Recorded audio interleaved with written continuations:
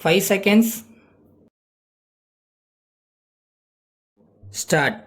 தலைவர் அவர்களே, மாண்புமிகு உறுப்பினர்கள், இப்பேரவையின் முன்புள்ள தொழில்துறை சம்பந்தமான மானிய கோரிக்கையின் மீது பல்வேறு கருத்துக்களை குறிப்பிட்டார்கள்.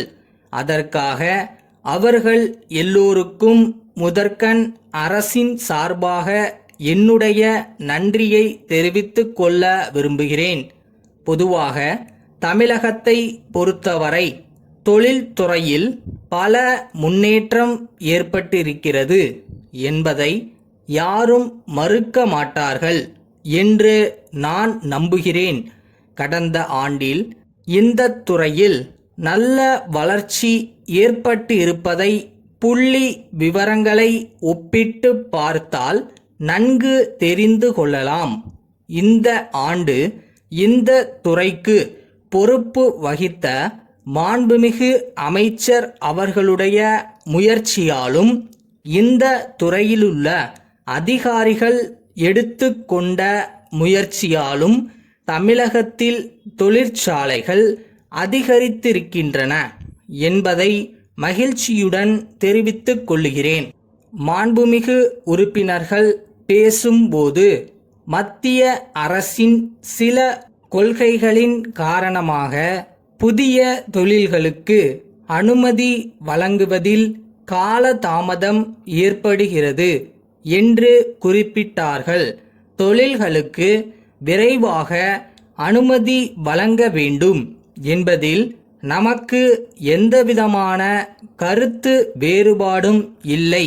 அந்த அடிப்படையில்தான் காரியங்கள் நடைபெற்று வருகின்றன.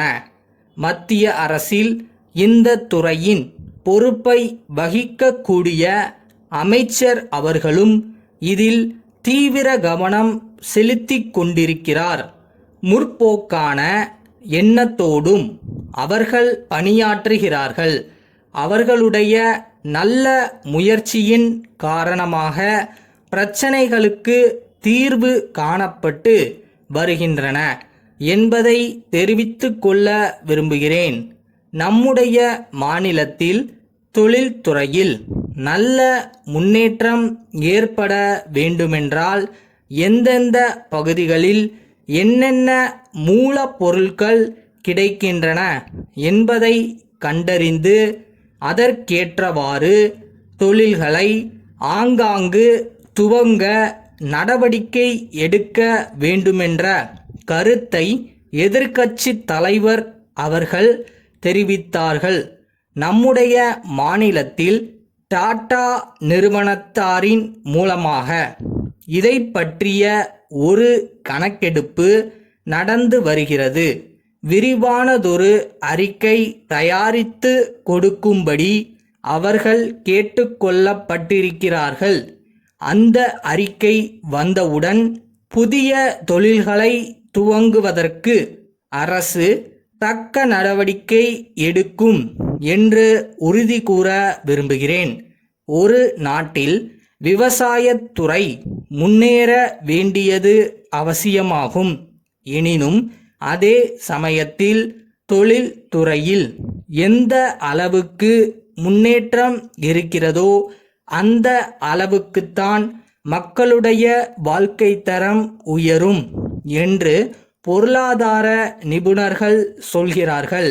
அந்த வகையில் அரசும் தீவிர கவனம் செலுத்தி வருகிறது என்பதை குறிப்பிட விரும்புகிறேன்.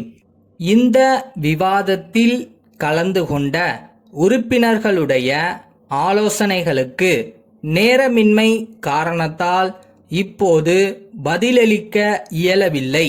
அவற்றையெல்லாம் அரசு நன்கு பரிசீலித்து தக்க நடவடிக்கை எடுக்குமென்று கூறி இம்மானிய கோரிக்கைக்கு அவை ஒப்புதல் அளிக்க வேண்டுமென்று கேட்டுக்கொண்டு உரையை இத்துடன் முடித்து கொள்கிறேன்.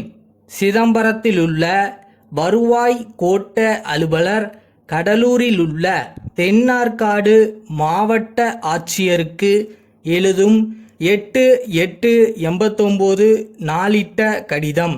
ஐயா, அண்மையில் பெய்த பெரு மழையின் காரணமாக சிதம்பரம் வட்டத்திலுள்ள சாலைகள் மிகவும் சேதம் அடைந்த காரணத்தால் போக்குவரத்து பெரிதும் பாதிக்கப்பட்டுள்ளது. பாலங்களும் ஆங்காங்கே பழுதுபட்டிருக்கின்றன. மக்களும் அதிகாரிகளும் முன்னெச்சரிக்கையுடன் செயல்பட்டதன் காரணமாக பெருவாரியான ஏரிகள் ஓரளவுக்கு பாதுகாக்கப்பட்டுள்ளன. என்றாலும் ஒரு சில ஏரிகள் உடைப்பு எடுத்து பெரும் சேதத்தை விளைவித்திருக்கின்றன. இது பற்றிய விவர அறிக்கையும் உடனடி நிவாரண நடவடிக்கையும் எடுக்கும் பொருட்டு நிதி உதவி அளிக்கும்படி கோரும் கடிதம் 2 நாட்களுக்கு முன் தங்களுக்கு அனுப்பி வைக்கப்பட்டுள்ளன. மக்களின் துயரத்தை துடைப்பதற்காக கோரியுள்ள நிதியை விரைவில் ஒதுக்கித் தரும்படி நான் கேட்டுக்கொள்கிறேன். தாழ்வான பகுதிகளிலுள்ள மிகவும் சேதமடைந்த குடியிருப்புகளை செப்பனிடுவதற்கு தேவைப்படும் தொகைக்கான விவரம் 2 நாட்களில் தங்களுக்கு அனுப்பி வைக்கப்படும் என்பதையும் நான் தெரிவித்துக் கொள்கிறேன். தங்கள் நம்பிக்கையுள்ள